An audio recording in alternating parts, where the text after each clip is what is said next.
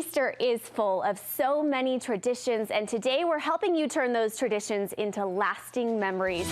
We're sharing everything you need to know to take a beautiful and creative Easter photos at home. Photographer Natalie Felt says it's easier than you may think. Natalie, you have a lot of great tips. Why are Easter photos so fun? They're so great because it brings out that natural, candid side in children and families. There's so many fun traditions this time of year, and so it's important to document those. My siblings and I were laughing a few weeks ago. We were looking back at some old pictures, and we found a picture, an Easter photo with my mom had puff painted a sweatshirt, and we got the biggest kick. We remembered that Easter and going to the Easter egg hunt. So it really does, having a photo of all those memories, it really does make a difference when you get down the road. And speaking of the puffy paint sweatshirt, the outfits is a big deal when it comes to planning these photos. Yes, this is such a great time to take pictures because so many people are planning on Easter outfits anyways, so you might as well document, your kids in those clothes.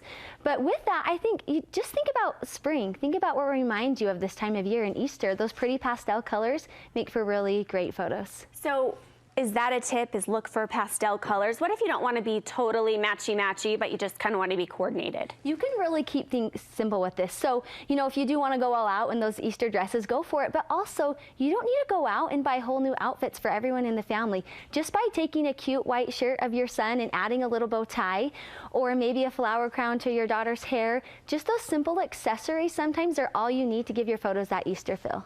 And location is a big deal. It doesn't matter what you have on. That's not the only thing that matters. How do you pick a location? So first of all, you can start inside your home if you want to keep things simple. Look for places in your home with simple backgrounds. And this is a great way to be able to really focus on the person you're taking a picture of and not necessarily the surroundings. But as far as outdoor photos, the great thing to do is just tell your children that you want to go on a nature walk around your yard. That's a fun idea. Because they're not going to be so worried about the camera in their face. And you can go around and look for signs of spring around your home, those blossoms, those flowers, the things that remind you of this time of year, and they'll make great backdrops for those photos. And I think getting them not occupied on the photos, because sometimes when you tell them to look and smile, that doesn't work out so well. So is that how you get those cute, candid shots that we're seeing? Yes, so what I recommend is using props with a purpose. I don't necessarily believe you need to have a big stage background, but give your children something specific to do, whether it's playing Ring Around the Rosies or holding that loved stuffed animal, that bunny that they've had for years.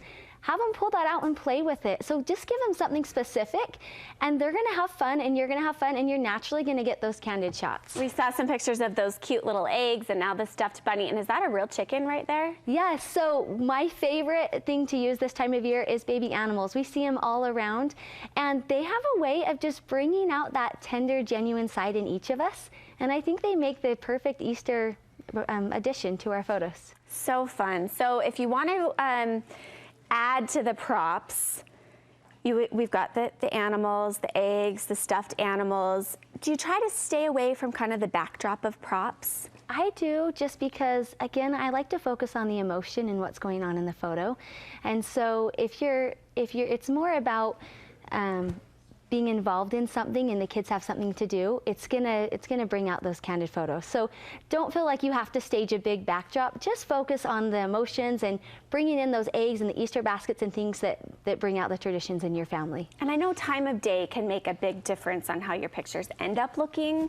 What time of day do you suggest? So early morning and evening is the best time for lighting. Okay. So I recommend that, but don't let that hold you back from missing any of those other photos. I know there's a lot of Easter activities going on all month long.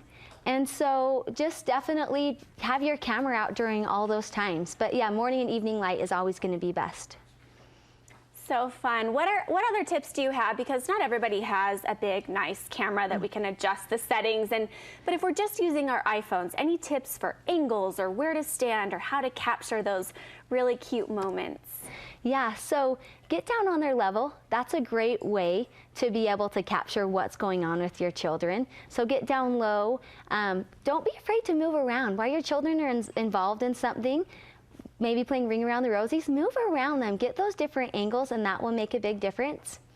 Okay, good tips. So much to think about as we start making our Easter special, and you have a great Instagram with lots of varieties of photos. Tell us about that and where people can find you. Yes, so my website's www.nataliefeltphotography.com, and then like you mentioned, Instagram at Natalie Felt Photography, and I'm doing a fun spring giveaway for a photo shoot. So if you want to take the pressure off yourself of taking those Easter photos, then you can go ahead and enter our giveaway this week. Okay, so something to think about the next few weeks as we're preparing for Easter. This is something easily we can just step outside and snap some photos and have fun with it. Yes, just keep taking pictures. That's the important thing. Okay, thanks Natalie for joining us. Thank you.